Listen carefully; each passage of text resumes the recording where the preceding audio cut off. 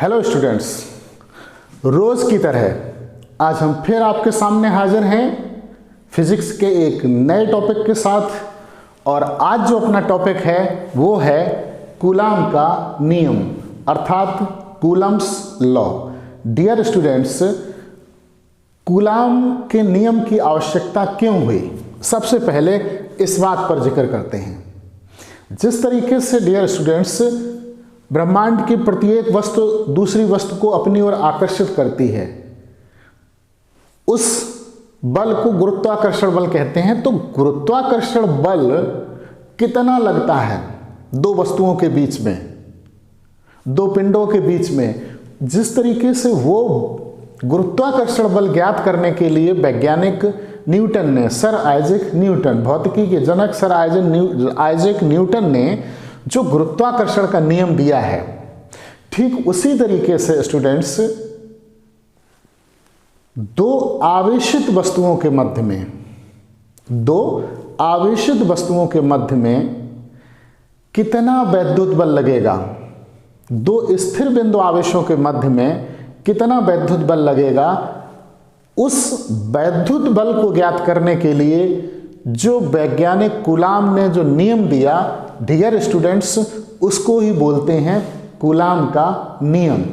सन 1780 ईस्वी में वैज्ञानिक कूलाम ने दो आवेशित वस्तुओं के बीच में वैद्युत बल ज्ञात करने के लिए ये नियम दिया था।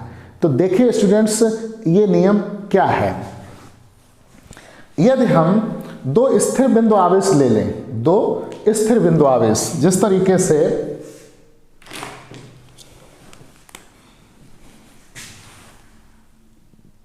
हम कुछ चित्र बनाते हैं,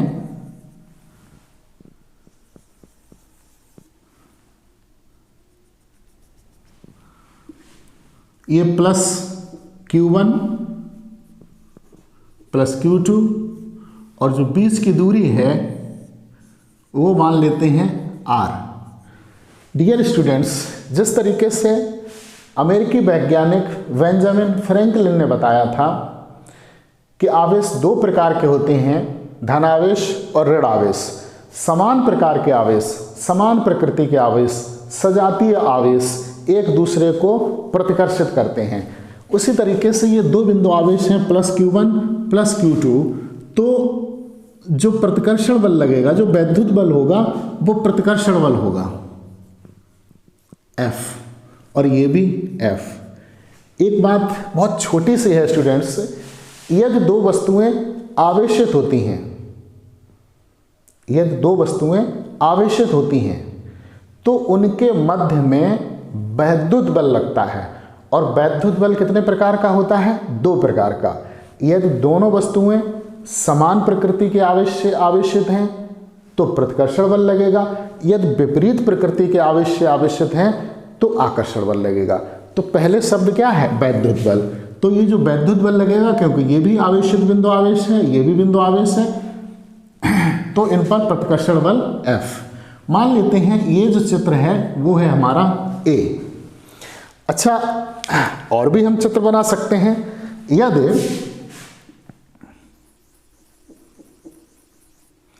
एक ये बिंदु आवेश, एक ये बिंदु आवेश, यदि इस पर माइनस Q1 आवेश, इस पर माइनस Q2 आवेश, तो देखिए स्टूडेंट्स, ये भी समान प्रकृति का आवेश हो गया। तो ये भी एक दूसरे पर जो वैद्युत बल लगाएंगे, वो वैद्युत बल जो होगा वो प्रतिकर्षण बल होगा F। इनके बीच की दूरी R। मान लिया ये चित्र जो है वो है B। एक चित्र और बनाते हैं स्टूडेंट्स।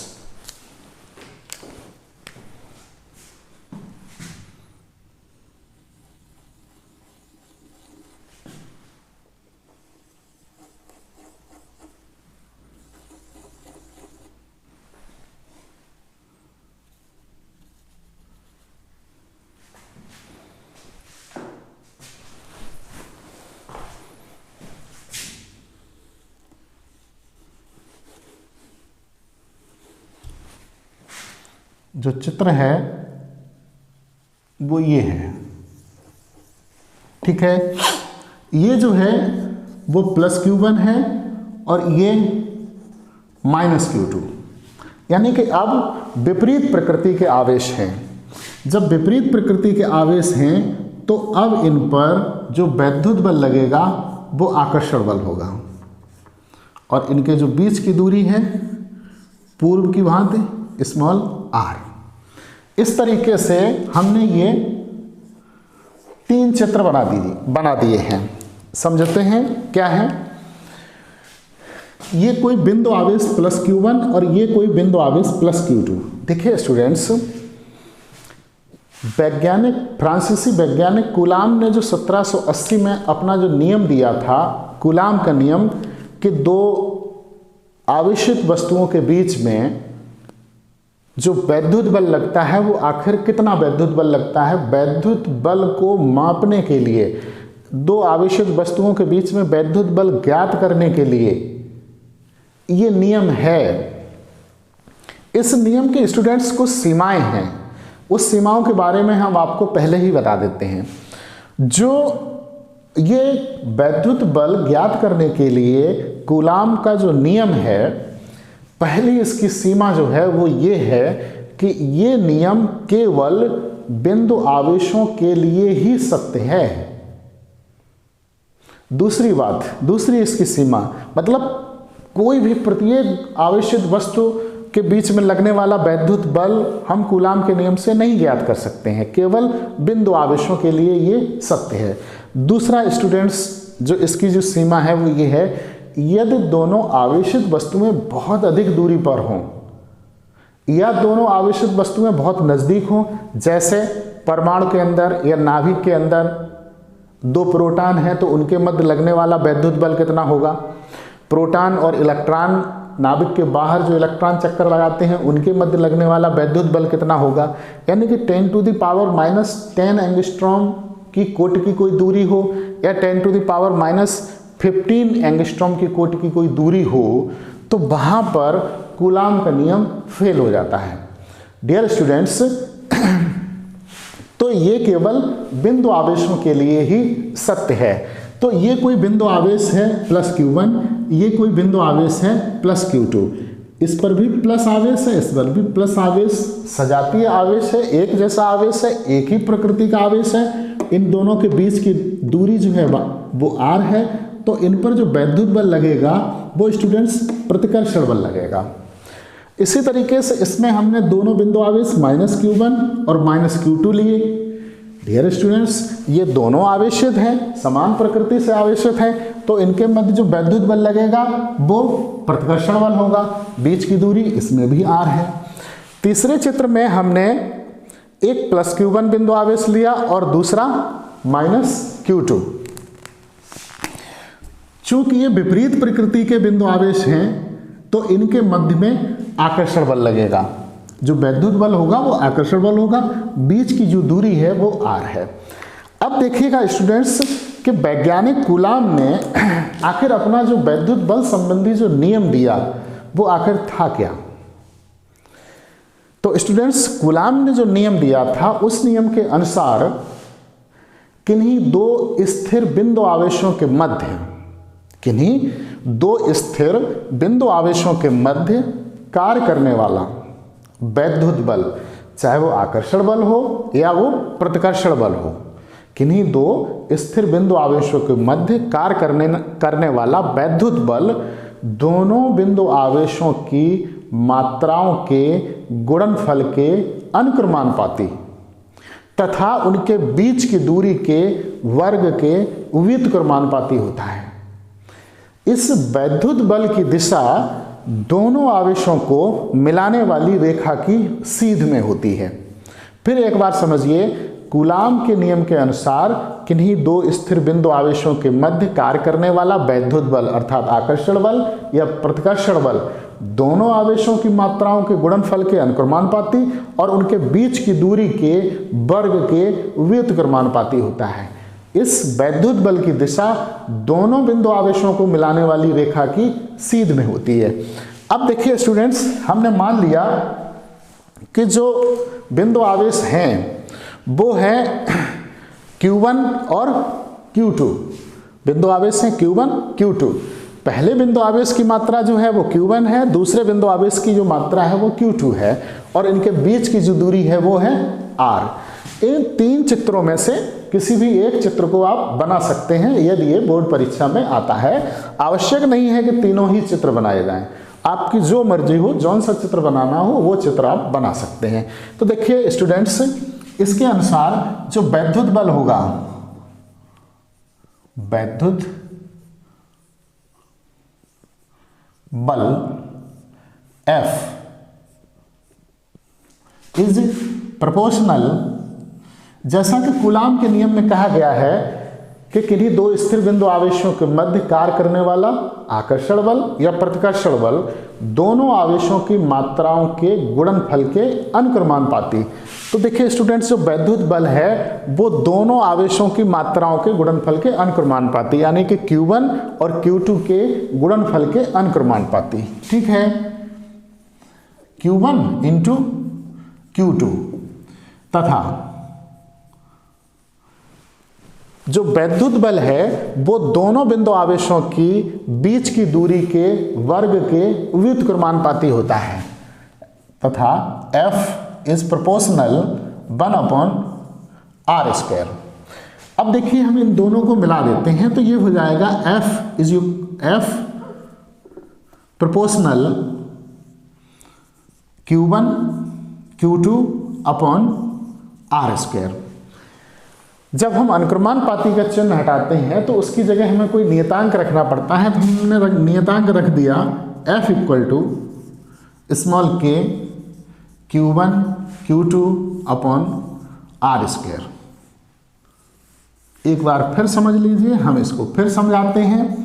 कूलाम के नियम के अनुसार जो वैद्युत बल संबंधी कूलाम का नियम है स्टूडेंट्स, उसके अनुसार किन्हीं दो स्थिर बिंदु आवेशों के मध्य कार्य करने वाला वैद्युत बल F दोनों आवेशों की मात्राओं के गुणनफल के अनुक्रमानुपाती तथा उनके बीच की दूरी के वर्ग के व्युत्क्रमानुपाती होता है।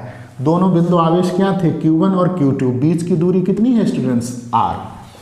तो F प्रोपोर्शनल Q1 Q2 हो गया तथा F प्रोपोर्शनल 1/r²। तो डियर स्टूडेंट, इसको ऐसे लिख सकते हैं F प्रोपोर्शनल Q1 Q2/r²। अब इसे अगर हम प्रोपोर्शनल का चिन्ह हटाते हैं तो नियतांक रखना पड़ेगा, तो F equal to small k रख दिया Q1 Q2/r²। यहां पर k क्या चीज है? एक अनुक्रमानुपाती नियतांक, जहां k एक अनुक्रमानुपाती नियतांक है।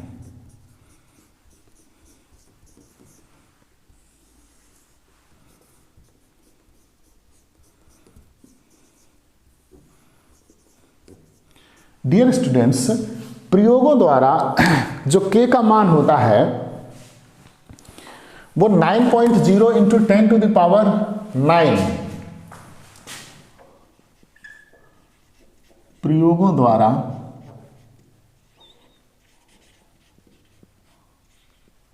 स्मॉल k का मान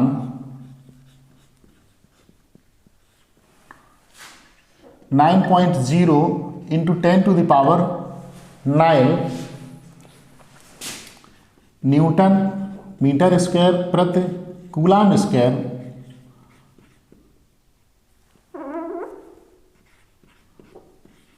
प्राप्त होता है।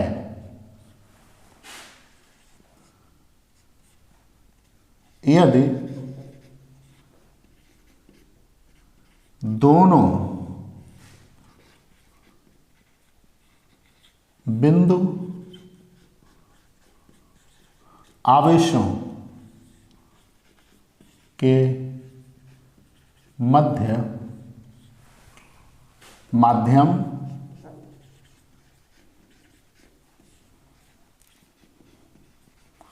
वायु अथवा निर्वात हो।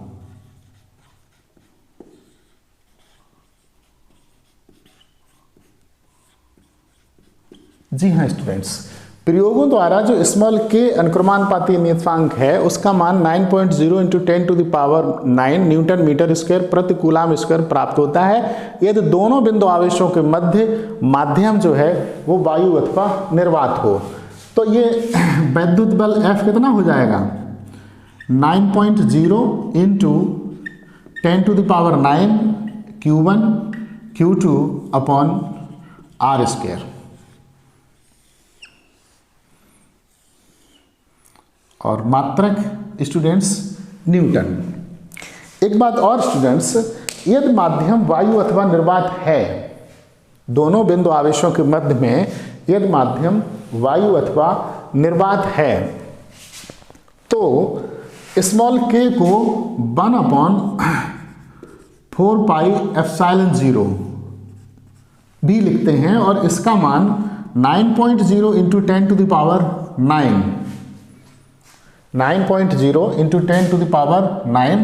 न्यूटन मीटर स्क्वायर प्रति कूलाम स्क्वायर भी लिखते हैं।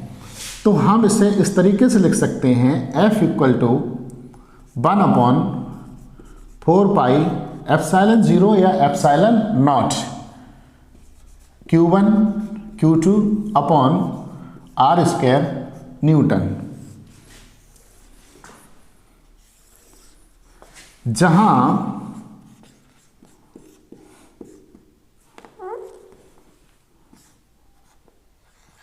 इसे स्टूडेंट्स ε0 या ε0 बोलते हैं। F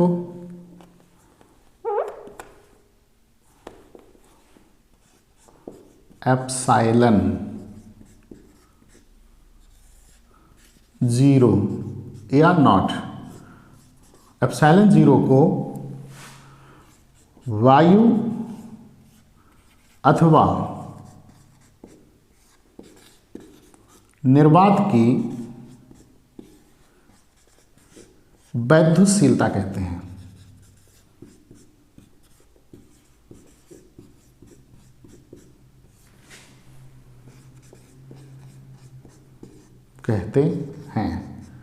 इसका मान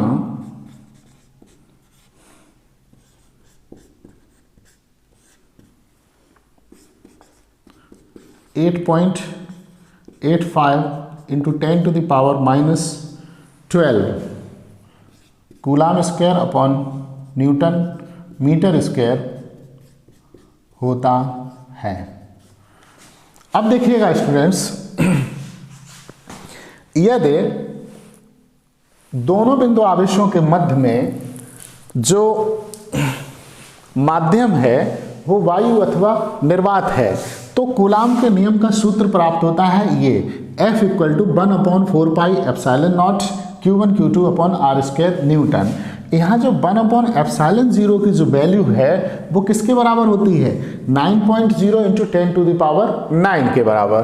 तो इसको इस तरीके से भी लिख सकते हैं F = 9.0 into 10⁹ Q1 Q2 upon R square. यहाँ जो ε0 या ε0 है उसको वायु अथवा निर्वात की वैद्युतशीलता कहते हैं। इसकी जो वैल्यू होती है न्यूमेरिकल वैल्यू वो इतनी होती है। अब देखिए स्टूडेंट्स, यदि दोनों बिंदु आवेशों के मध्य में, दोनों बिंदु आवेश हैं Q1 और Q2, दोनों बिंदु आवेशों के मध्य में यदि माध्यम वायु अथवा निर्वात न हो तब क्या होगा। जैसे इन दोनों बिंदु आवेशों के मध्य में कोई तेल भरा हो, अभ्रक रखी हो, सीसा हो, कांच हो, कुछ भी इस तरीके का माध्यम हो, तब ये सूत्र जो है इस प्रकार से हो जाता है F = 1/4πε0 K Q1 Q2 upon R square Newton. यहाँ जो K जो है, यहाँ जो ये K है वो माध्यम का परावैद्युतांक है।